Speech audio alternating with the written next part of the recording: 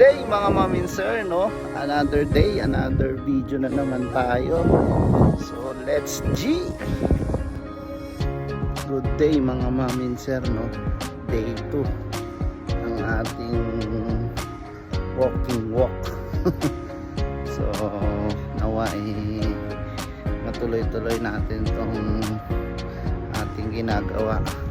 Nawa magkaroon ng progreso. So samahan nyo ako sa aking journey sa walking and walk. Walking walk o walk and run. So let's do. Start na naman tayo around 4:30 PM ang hapon. So tara guys. So habang naglalakad pa tayo, so gusto ko mag-share na. So yung nabasa ko, gusto ko lang ibahagi. Sabi doon, surrender is not defeat. Sabi niya, it is the beginning of deeper faith.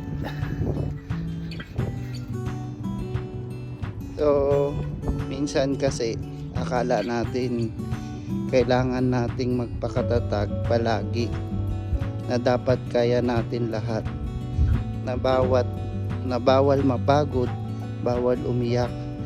Pero sa totoo lang, God is not looking for your strength, He's waiting for your surrender.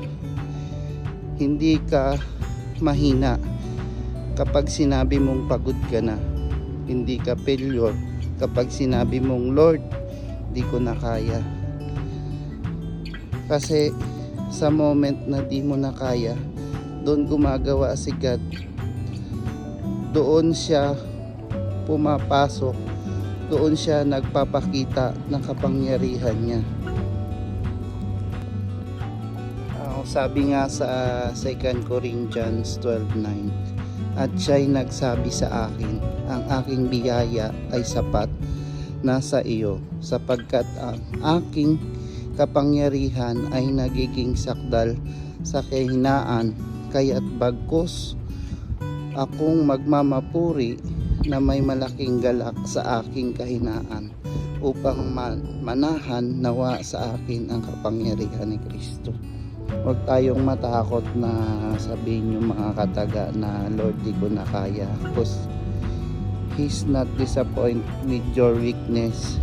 Hindi mo kailangang dalhin lahat, hindi mo kailangang solusyon nan ang lahat. Ang gusto niya lang marinig ay Lord, I need you. At sa simpleng duha na yan, sa simpleng dasal na yan, heaven listen and God moves. Kaya kapatid, kung pagod ka na, if you feel like giving up, say it with honesty and humility. Isang Lord, di ko na kaya. At doon mo mararanasan na sa Diyos sapat ka, sa Diyos ligtas ka, at sa Diyos kaya mo ulit.